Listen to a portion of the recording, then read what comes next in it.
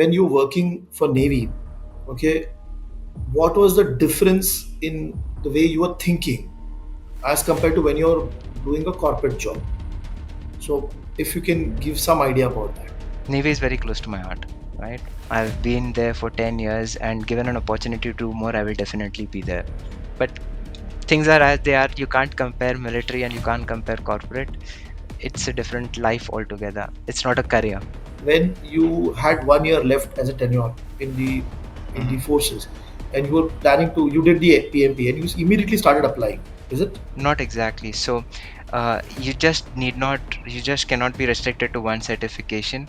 You need to have, like, I did an executive MBA from IIM Mumbai, erstwhile NITI, National Institute of Industrial Engineers, how to build your industrial brand. So that's where I came across FRM because I was always good with numbers. I was always good with finances, but I didn't have a framework structure and I didn't Right. know what is the expectations. What ideally a risk manager is expected to do in a day-to-day work?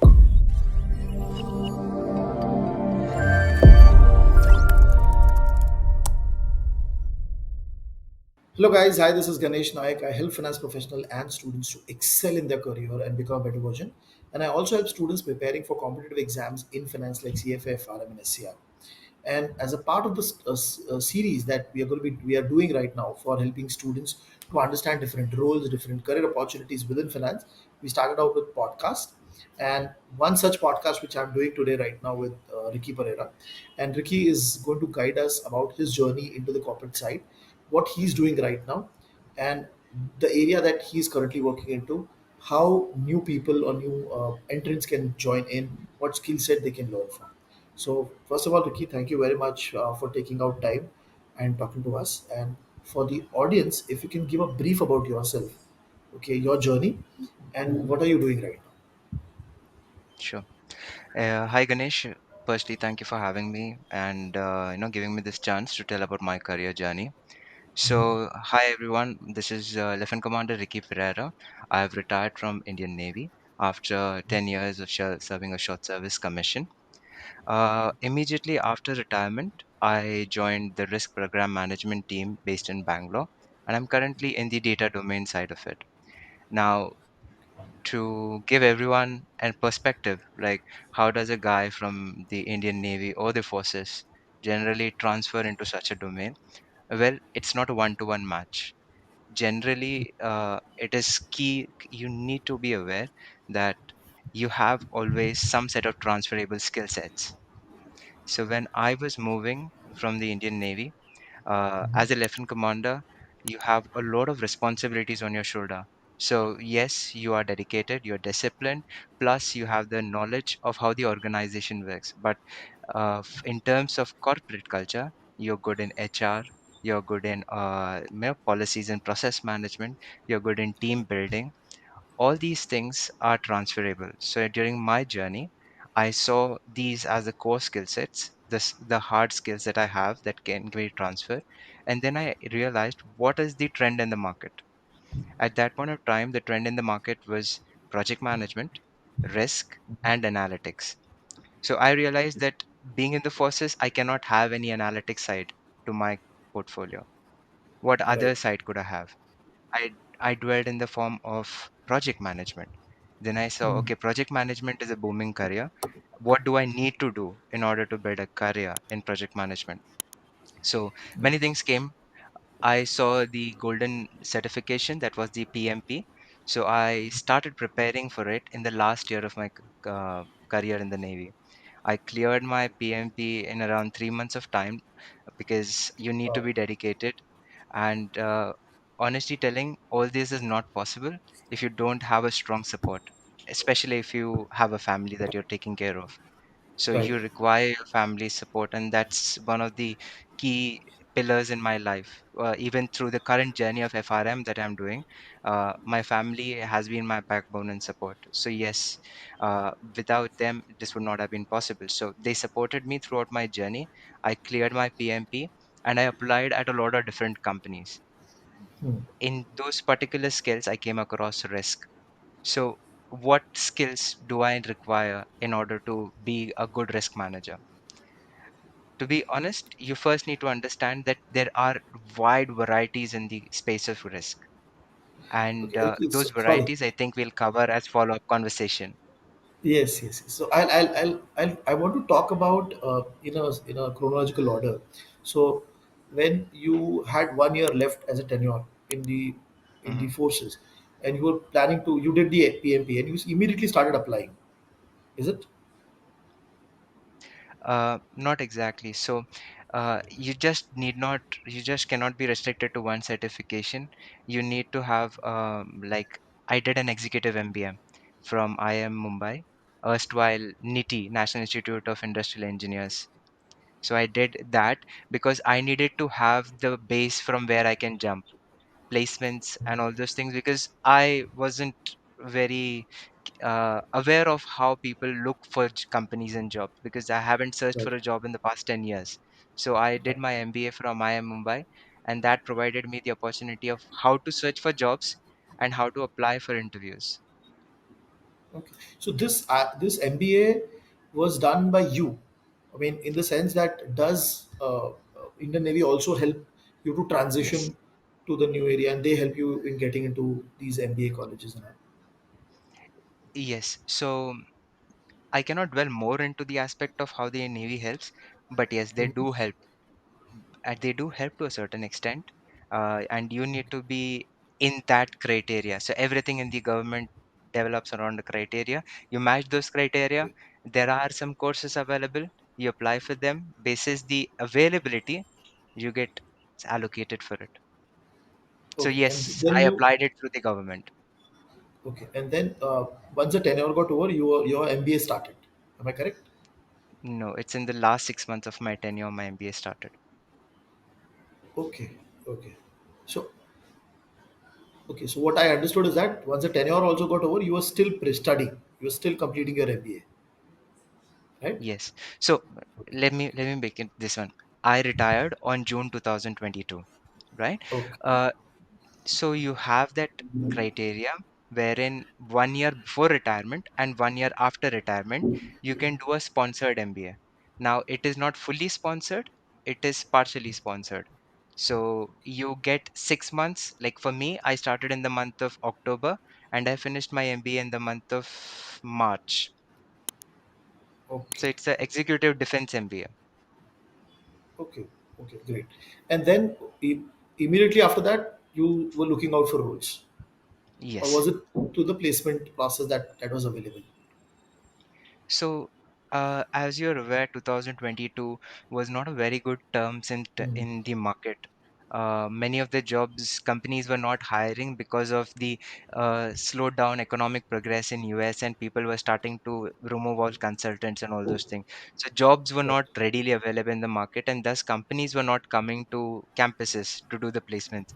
But I did land a career in the campus itself, but they were not ready to wait for 3 months. So I applied offline as well through my own self in the last 3 months of my service, and Mm. that's where I got my current opportunity. Okay. And you were basically you had some program management experience also, being a part of the Indian Navy. So now, when Yes. you were doing PMP and you were looking out for roles. So initially, your thought process was to go into project management only, correct? M- So this that's a very good question actually, but I'll tell you how it works. In the Navy, you don't generally have, or you're not a SME. You are, as an officer, you're always a generalist, because we shift our roles in every 1.5 year. Minimum 1.5 year we shift our roles. Max to max it'll be 3 years. So Mm. today I am so I don't want to get into the military verbiage, so I'll just tell, an executive officer is like the CEO of the ship, right? And Okay. upon him would be the captain, right? And secondly, under the CEO, there are varieties of domain. You have logistics, you have the executive, you have the navigation, and many other things. So Right. let's say today I am the executive officer. Tomorrow I might be the navigation officer. Basically, in my next appointment, Okay. in my next appointment, I might become the logistics officer where I'm looking after the finance. So my career has been through all these domains, right? Okay. So every domain you have to read the rules, regulations, the government requirements, and the statutory obligations that you are supposed to follow. So you get a knowledge or a piece of everything in the initial part, and then you start becoming an SME in the later part of your career. So as a program management, you generally have a lot of work that is going on. You just need to stitch up every other piece of work and ensure that it goes in the timeline. So I know that's one of the skills that is required as a project manager. So it becomes easier for a person to crack an interview when asked as transferable skills. Okay, interesting. And how did risk management came into picture? So the first, the place where I'm currently at as a risk manager, it happened that they were looking for regulations reporting. They wanted a person Mm. who could read through the regulations and know what reply is to be given, right? That's the taste that I got from the interview feedback. Then for me, if you look at my career history, I've been to around 20 plus countries as a part of missions, and in every country that you go to, you have to read through their rules and regulations and understand how or what financial things that you need to keep it in mind. So I Okay. told them, yes, I can understand. Okay. So basically, that So was there that's was a how I connecting landed in the point. regulatory risk. Okay. Okay. And then you started with FRM immediately, or When I there was a gap? so I started my current job in the year June 2022, and I applied for FRM in the year 2023, I think April, because I had very good seniors and colleagues. I don't know if I can name them, but very good seniors and colleagues who helped me out to understand that you're good at what you do. How can you be better, Okay. right? So How can you certification be was good. industrial? Yes. How to build your industrial brand. So that's where I came across FRM because I was always good with numbers. I was always good with finances, but I didn't have a framework structure and I didn't Right. know what is the expectations. Okay. So you cleared FRM level 1 in November 2023. Am I correct? Ye- Yes, that's correct. Okay, perfect. And if right now, if I ask you, what ideally a risk manager is expected to do in a day-to-day work, what would that be? So can I break it down into career role wise? Okay. Yes, So yes, definitely. there would be different type of career paths, right? You have your early careers, you have your mid career, and you have your senior level career. So senior level career is not something that I'm privy to as of now. I'm at a Mm. mid career place, so I'll not cover that piece, but let's talk about early Okay. career. So to anyone who is in the earlier career path, like you're just a graduate or you finished your BTech and looking where to go, Mm. as as someone who is joining the bank, you need to be aware Mm. that you will generally be joining at an analyst level or an Mm. associate level. So what you Right. would need to know is that when I had analyst and other people below me, they Mm. are generally having particular set of SOPs, right? Mm. That SOPs you should be able to read and understand, and the platforms where you're working on, you need to be able to analyze. Okay, this is the SOP. This is what is happening in the platform. These are the risks that are being identified, and you need to be able to tell them. So, analyzing the data or understanding the data is a key skill, plus Mm. the ability to represent that data to management or to any other person. So storytelling becomes a key aspect. But at an analyst level, you're just expected to know to be a good SOP process understanding. Mm. Thereafter, able to tell that to the management, right? uh, Okay. in in other aspects in the current market, you need to have good coding skills is what I've seen.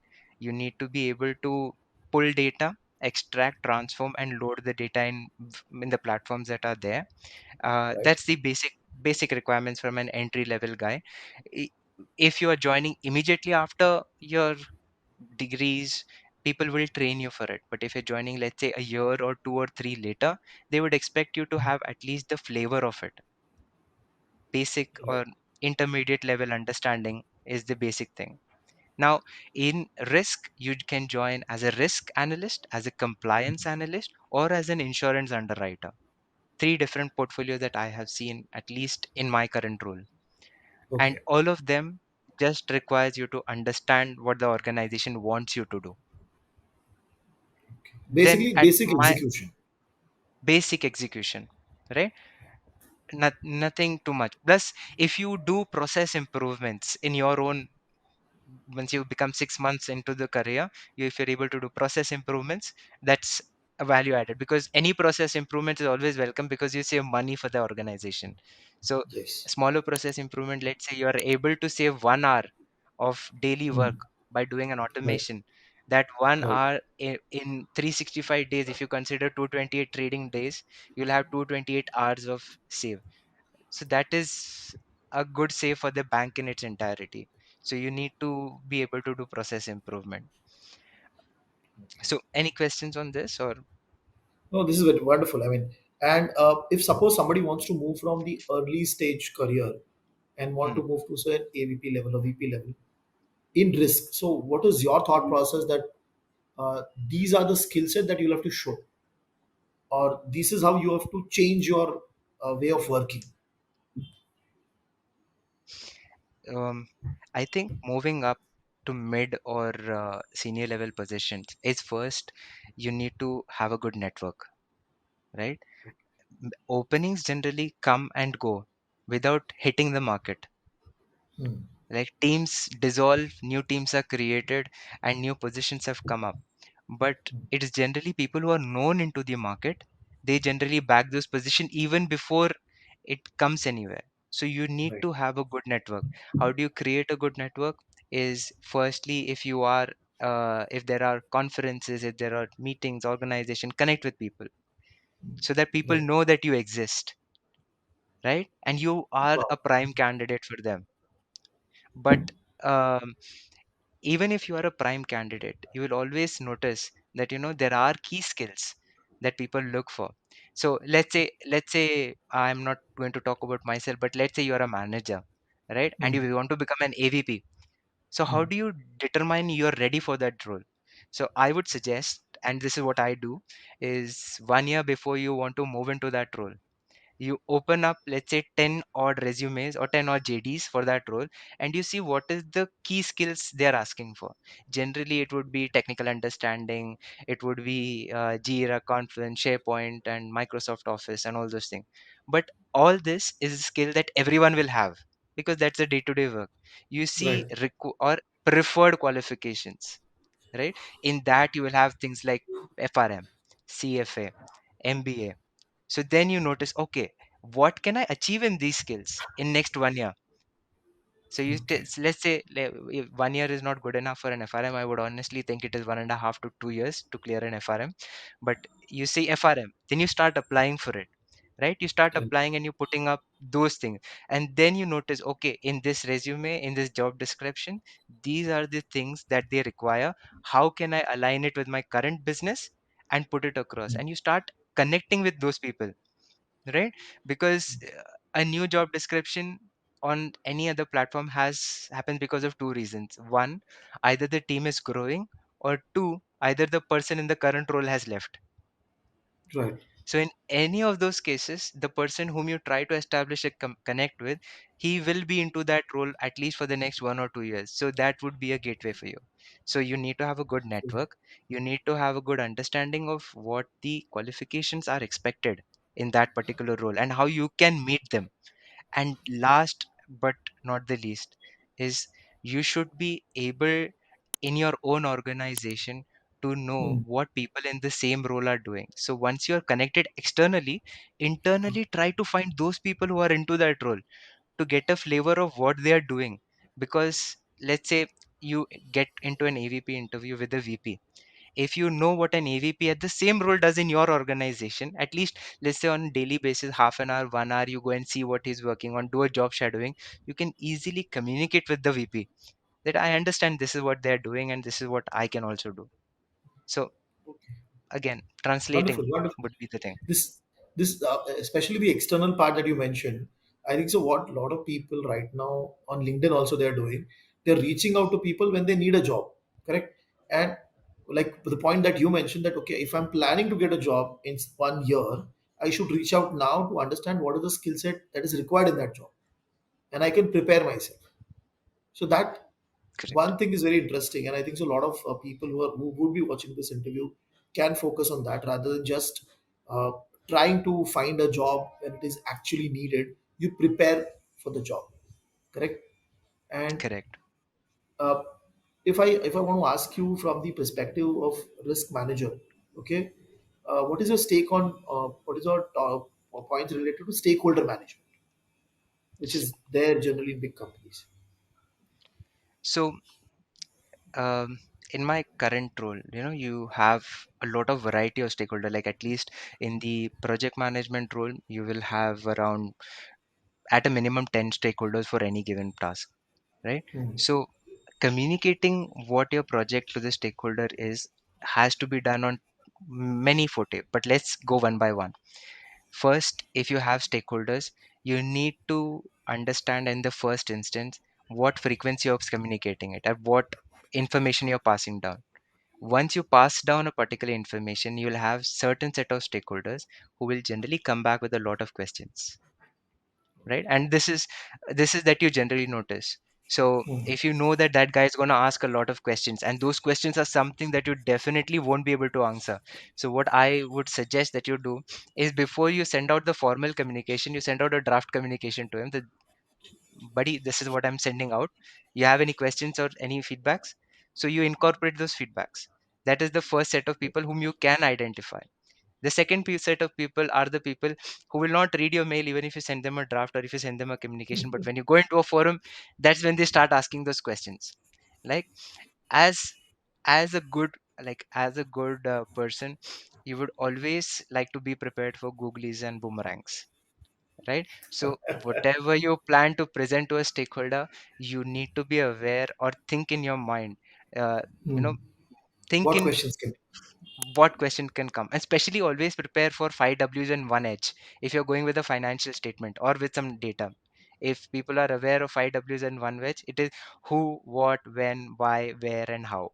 Do that, because if you are doing that, the stakeholder would get a flavor. Okay, this guy is aware of what he's talking about and he is a go-to person for it. Like, create your brand around that. What you are, no, you are definitely confident of what you're presenting. So the stakeholder would be first, engage the stakeholder, understand if the stakeholder, what communication frequency you want to engage the stakeholder with, and is he like, what kind of a stake does he hold in your activity. Like, I'm not telling don't disregard some person, but in the general consensus, if he has the power of approval, right? Like, his approval stamp is required on most of your work. You definitely need to keep him at a very frequent communication, not too frequent. Understand what his requirements are, but at a frequency that he is comfortable with, so that whatever work you do, he's aware and he's approving it, right? And the Yes. last set of people are just to be informed people. Like, they just Hmm. want FYI, there is no action required. So stakeholder management would be in this frame, but understand everyone in corporate is extremely busy. To find time, it becomes a challenge. So always have a personal touch with the stakeholder. If you're sending emails, that is fine. Send or get on a send a personal IM chat, or send out a meeting invite. Have a word with him. So this is the problem we're facing. How do we solve it together? So collaboration with the stakeholder, giving him equal accountability, that's how you engage the stakeholder, and that's what had always worked for me. Wonderful. One final question. The way, when you're working for Navy, okay, what was the difference in the way you were thinking as compared to when you're doing a corporate job? So, if you can give some idea about that. See, I Navy is very close to my heart, right? I've been there for 10 years, and given an opportunity to do more, I will definitely be there. However, things are as they are. The the way in Navy, my Mhm. team strength, the last posting that I was in NCC Udupi.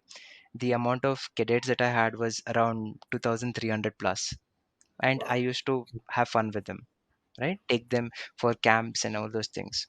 So for those 2,300 is a team strength that I used to manage for the district of Udupi, right? Prior that in Lakshadweep, I had a strength of around 300 or 200 plus people, 300 plus, including all dependent people on me, right?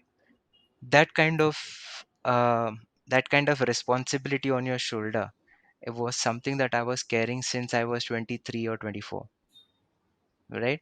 And in the current organization, I think a person has to be at least 16 to 17 to 18 years of experience plus in order to get that much of team strength, right? Right. So for me, it was a dramatic change wherein I had a team of, let's say, 19-year-old and 55-year-old, and I had to mix those generations together. That challenge was a different thrill altogether, to get the entire team aligned on one particular bandwagon and tell them, let's do this, be it Mm. operational, be it any kind of daily requirements or strategical work. That is something that always stood out for me. In in corporate, the thrill is just to see what work you are doing, how better you can do it, because understand, military, something is on the line, right? Right. In Right. corporate, it's your output that's on the line, but there's not that life on the line situation. There's no Right. risk to the life. But things are as they are. You can't compare military and you can't compare corporate. It's a different life altogether. It's not a career.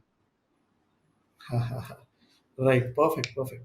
Wonderful. Wonderful, Ricky. I mean, this conversation is going to be very helpful because the transition that you have seen from Navy to a risk management role, and the way you planned, the way you mentioned that you started planning 1 year beforehand, you did your MBA, you were also preparing for FRM even you got the job, and the way you're thinking in terms of going in your career, I think that is what is going to be really helpful for a lot of people who are planning to move into different role.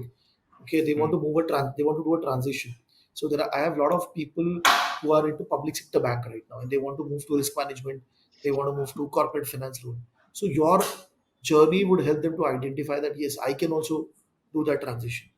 Okay, I just need to right. be better planned. I just need to be better aware that what skill sets are needed. Right. So thank you very much, Ricky, for taking out time and talking to us, because this is going to be really helpful for a lot of new people in the industry. Ganesh, I had one last, Yeah. Yeah. public service announcement, at least to the veterans community, right? Mhm. So generally, people think that you need to be aware of what finance is. You need to be aware. Like, I'm a BTech grad, I have no idea what derivatives are, what options are, what futures are, just apart from what's there in the market. So understand what your technical core skill sets are, regardless of which you're a veteran, you're a PSU bank or whatever it is. Understand that these are the skills that you're good with. Like, you can't, no one can beat you on that. Get into the job that has at least the basic level of finance involved, right? Then plan, okay, now that you're into the market, how and where can I jump next? Understand that, have a good mentors around you. Like, I, in my current colleagues, had excellent mentors who told me that FRM is the way to go. They also informed to back to this domain. So have that good friend circle or mentor circle who can teach you and then grow. So uh, my only golden rule would be, upskill yourself at every point in your career, because that will take you a long way ahead. Wonderful. Wonderful. Great, And Ricky. I mean, this is going to be really helpful, and helpful for a lot of students, people who are veteran and want to switch also. Wonderful. thank you, Ganesh. It Thank was a pleasure interacting with you. Let me know if there's anything else. All right. thank you. Thank you. Thank you.